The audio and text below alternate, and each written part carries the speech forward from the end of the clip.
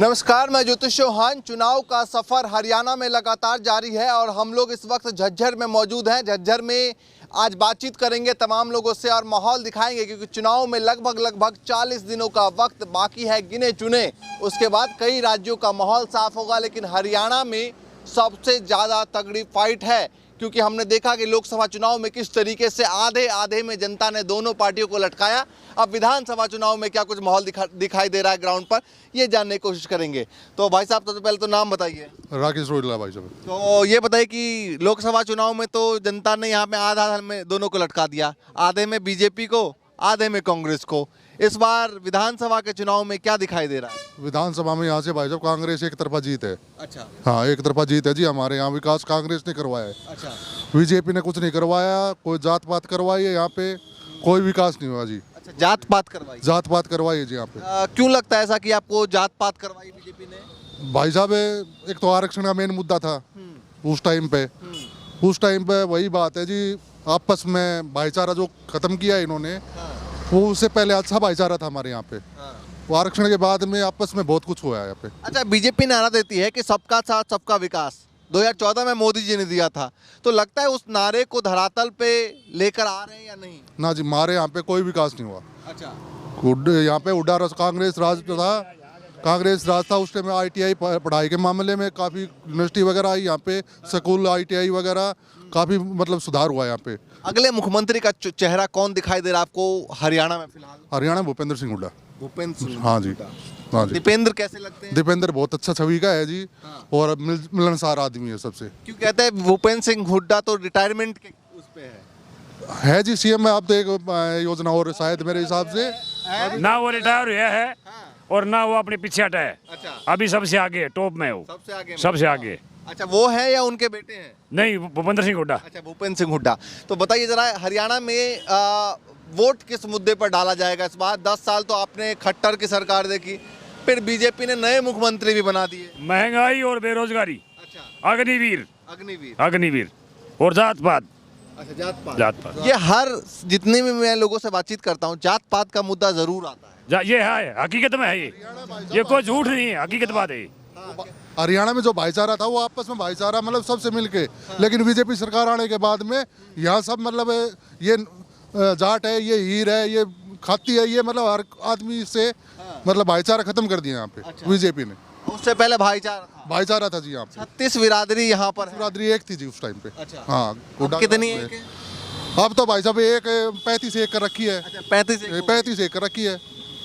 अच्छा, ये बताइए कि जैसे मोदी जी अपने चेहरे पर प्रदेश के चुनाव कई लड़ते हैं। लगता है नायाब सैनी के चेहरे पर चुनाव लड़ने से ज्यादा फायदा होगा या मोदी के चेहरे पे? भाई साहब, वैसे तो मोदी है और नया सैनी है। अच्छा। हाँ, दोनों ही हम जीरो है यहाँ से। अच्छा। हाँ, बीजेपी जीरो, मोदी जीरो। अच्छा। हाँ, तो अभी इस बार तो चुनाव में 5 हुआ लोकसभा में। वो गलती रहेगी थोड़ी सी कांग्रेस पार्टी की। भीतरी घात होगी।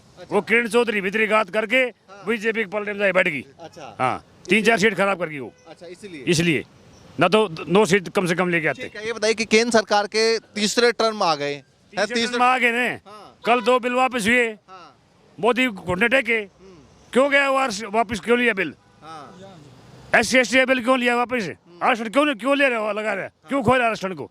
गरीब आदमी का गला घोट रहा है। अच्छा। हाँ, तो क्या मानते हैं, तीसरी बार जैसे मोदी बार की छोड़ो, ये पूरी करेगा वही बहुत है। अच्छा, ये पूरा कर लेगा तो वही बहुत है। ये 4 स्टेट का रिजल्ट आने दो, उसके बाद मोदी पता लग जाए क्या होता है क्या नहीं होता है। 4 स्टेट के चुनाव के बाद पता लगेगा अच्छी तरह लग जाएगा उसको। तो अभी बिहार से नीतीश कुमार भी साथ है, चंद्रबाबू नायडू। कल क्यों मना किया बिल को वापस लो? अच्छा। चिराग पासवान ने क्यों कहा कि वापस लो? चिराग पासवान ने कहने के बाद में तो उसने वापस लिया। अच्छा, मतलब इनके अंदर ही फूट है। वो तो पैसा लेना है उन्होंने।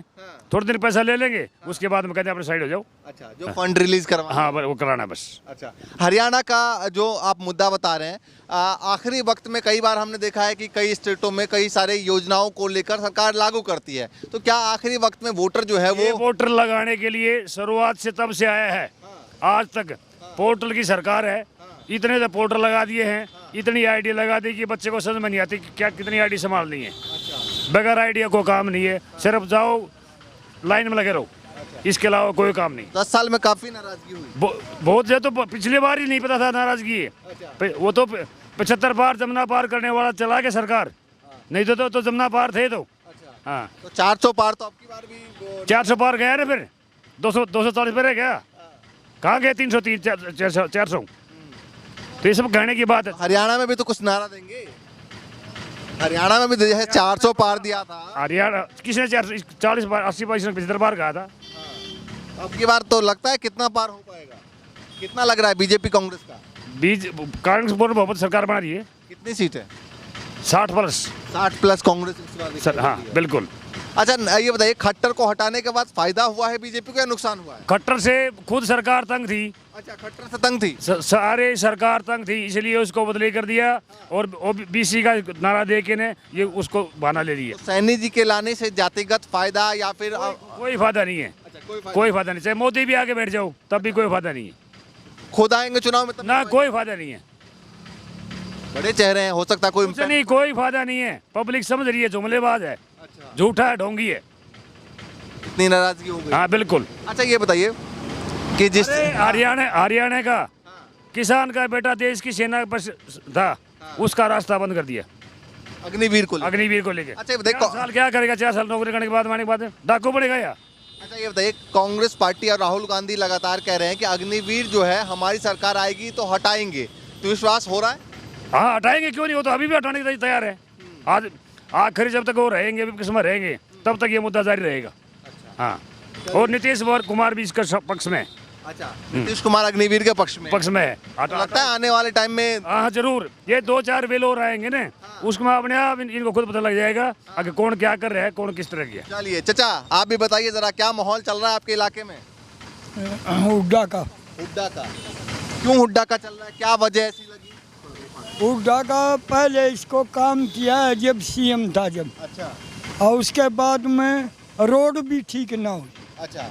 ये जो झज्जर से बहादुरगढ़ सारा टूट रहा है। बादली से बहादुरगढ़ जाओ भी सारा टूट रहा है। जिसमें टिकी हुआ है एनपी भी वहीं का है।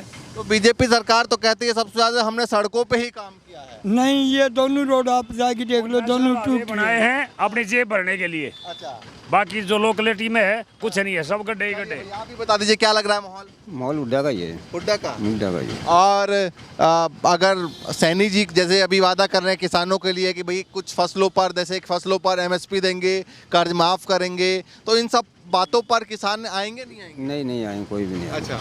सब हुड्डा के जाएंगे। तो जैसे पुराने मुख्यमंत्री यहाँ पर थे खट्टर साहब, उन पे काफी विरोध उनका चल रहा था, इसके बाद नए मुख्यमंत्री आ गए हैं, तो कुछ फायदा मिल रहा है? नहीं, कुछ फायदा नहीं है उसका भी। अच्छा, कोई फायदा नहीं। चलिए, हुड्डा करेगा फायदा कर। आप भी बता दीजिए भैया, थोड़ा खड़े हो जाएंगे क्या 2 मिनट के लिए? हाँ, ये बताइए कि नए मुख्यमंत्री के आने से कुछ फायदा होगा या नुकसान हो रहा है? नया कांग्रेस का होगा तो फायदा होगा। अच्छा, नहीं जैसे बीजेपी ने अपने नए मुख्यमंत्री को लॉन्च किया, कोई फायदा नहीं। क्या फायदा है? अच्छा। हाँ। कौन बढ़िया थे, खट्टर या फिर नए वाले? कोई सही बढ़िया नहीं है। अच्छा, दोनों से परेशान? नैले बदला दोनों। दोनों में से कोई अच्छा नहीं? कोई अच्छा नहीं था। अच्छा, ज्यादा अच्छे की बात करें फिर? कुछ नहीं, दोनों 0/0। अच्छा, दोनों? हाँ, दोनों से नाराजगी? दोनों से नहीं, पूरी सरकार से, पर्टिकुलर दोनों से नहीं, पूरी बीजेपी सरकार से। अच्छा, पहले कभी सपोर्ट किया था आपने? कभी नहीं किया हमने। अच्छा, हमेशा नाराजगी रही है। तो विचारधारा की लड़ाई है या फिर काम को लेकर लड़ाई? ये झूठी बात है। जात पात, हिंदू मुस्लिम, इसके अलावा कुछ नहीं है। अच्छा। ना, शुरुआत से यही रहा है। हाँ यही रहा है। जो राम मंदिर बनाने वाले थे उनको तो पूछा भी नहीं, खुद ही अपना सब कुछ बोले मैं ही हूँ भगवान, मैं ही आरती कर रहा हूँ, सारा कुछ मैं ही हूँ। अच्छा ये बताइए, अयोध्या में जो कुछ हुआ, आपने राम मंदिर का जिक्र किया, तो मैं अमूमन तौर से लोगों से बातचीत करता हूँ, अयोध्या में जो कुछ हुआ, इसके बाद और भी धार्मिक स्थल पर जो कुछ हो रहा है, कैसे देखते हैं? कुछ नहीं, सिर्फ अपना जेब भरने का काम है सारे।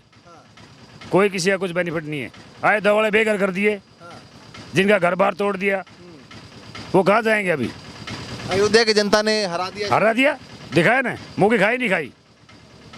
क्या वजह लगती है? यही वजह है, गरीब को कोई घर तोड़ेगा तो क्या करेगा वो? ये वजह है। ललन सिंह ने क्यों कहा था आग बलडोजर चलाओगे तो क्या वोट मांगोगे? हम कैसे वोट मांगने जाएंगे? बहुत सारे मुद्दे हैं जिसको लेकर जनता अच्छा, जैसे बीच में धार्मिक मुद्दों पर ज्यादा लोग ना आने लगे थे। वो चला गया, वो उन्होंने देख लिया ढोंगी है, कुछ नहीं होने वाला। अच्छा, तो धार्मिक मुद्दों पर आप ना धार्मिक ना कुछ, हम सार्वजनिक जीवन जीना चाहते हैं। नारा दिया था अयोध्या झांकी है, काशी मथुरा बाकी है, सब कुछ नहीं, जीरो है, वापिस हो गए सब कुछ। हाँ जी भाई साहब, ये जो मुद्दा है ये कहीं ना कहीं कई सारे चुनाव में चला। जैसे हमने देखा कि राजस्थान में कन्हैया कुमार का मुद्दा लेकर चले, इसके बाद मध्य प्रदेश में भी जैसे महिलाओं को 1500 रुपए देने की बात की, और तमाम राज्यों में बात की, जैसे छत्तीसगढ़ में भी ये चुनाव जीत गए, तीनों स्टेट में लगातार चुनाव जीते। तो ये धार्मिक मुद्दा का कार्ड चलेगा नहीं चलेगा? धार्मिक मुद्दा तो ये अच्छी बात है हिंदू धर्म के लिए, चलो ये जो किया है दयावाड़ा, लेकिन जो आम जनता थी वहाँ की परेशान है। आम जनता वहाँ परेशान है, वहाँ जो मकान तोड़े हैं उनको भाई उनका पहले करना था, सेटिंग करनी थी उनकी मकान की, और फिर उसमें चलो ये तो अच्छी बात है, राम मंदिर बनवाया, बहुत अच्छी बात है, ये तो ये हिंदू धर्म के लिए बहुत अच्छा है।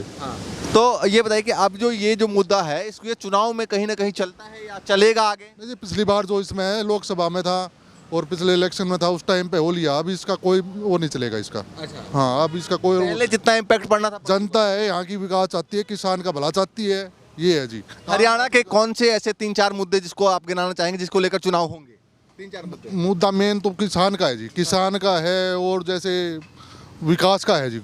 हमारे यहाँ पे एक रोड था, कम से कम उसको तोड़ दिया, तोड़ने के बाद में 1 साल बाद वो वैसे ही पड़ा रहा, जब लोग आदमी बीमार हो लिए, जब उसके बाद इलेक्शन टाइम पे बनाया। अच्छा, किसानों का जो आंदोलन चल रहा है उसको अलग अलग नामों से बुलाया जाता है, आपको क्या लगता है वो सही है, गलत है, क्या है, या उसका कितना इम्पैक्ट हरियाणा पंजाब के आसपास पड़ रहा है? नहीं, इसमें इलेक्शन में है किसान का मेन मुद्दा जो है उसका इफेक्ट है इस पे। अच्छा, किसानों का मुद्दा मतलब जो बैठे हैं उसको अलग अलग नाम से बुलाया जाता है, हमने पहले भी अपना अपना उनका है, अपना अपना ग्रुप है, बाकी सब एक ही है। हाँ, वो भी किसान है, ये भी किसान है, ये कोई गुटबाजी वाली बात नहीं है, कोई राजनीति नहीं कर रहे वो अपनी मांग। ये मुद्दा इस बार चुनाव में चलेगा? चलेगा, बिल्कुल ठोक के चलेगा, 110%।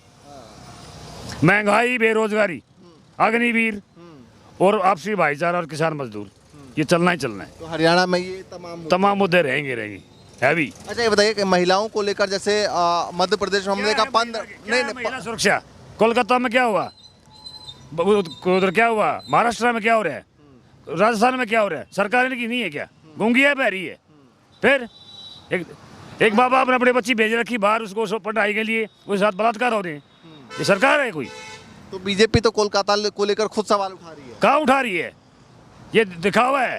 हाँ, सिर्फ राजनीति है और कुछ नहीं है।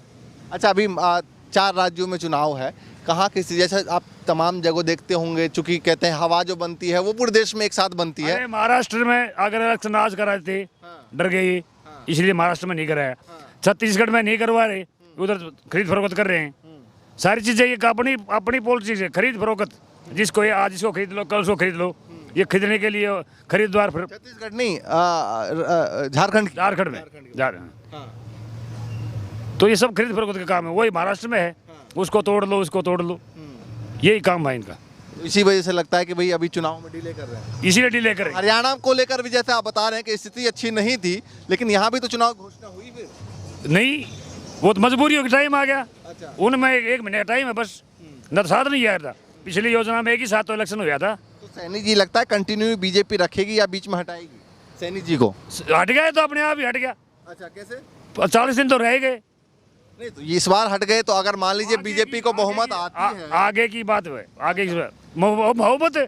अच्छा, अरे आप विपक्ष में लायक रह जाना, बहुमत तो बहुत दूर की बात है, अच्छा, विपक्ष तो लायक भी नहीं हो। अच्छा, विपक्ष भी लायक नहीं है तो विपक्ष का कौन बनाएंगे फिर? वो तो अभी ये कई खिचड़ी बनेगी, कितने बढ़ते हैं कितने बैठते हैं वो तो बाद की बातें हैं ना। अच्छा, ये बताइए और पार्टियां हैं हरियाणा में, उसका कुछ रोल? किसी का कोई वजूद नहीं है। पिछली बार तो काफी वजूद रहा। नहीं, क्या वजूद था, 10 ले गया था वो कह रहा था बीजेपी जब ना पार, और खुद जाके गोदी में बैठ गया।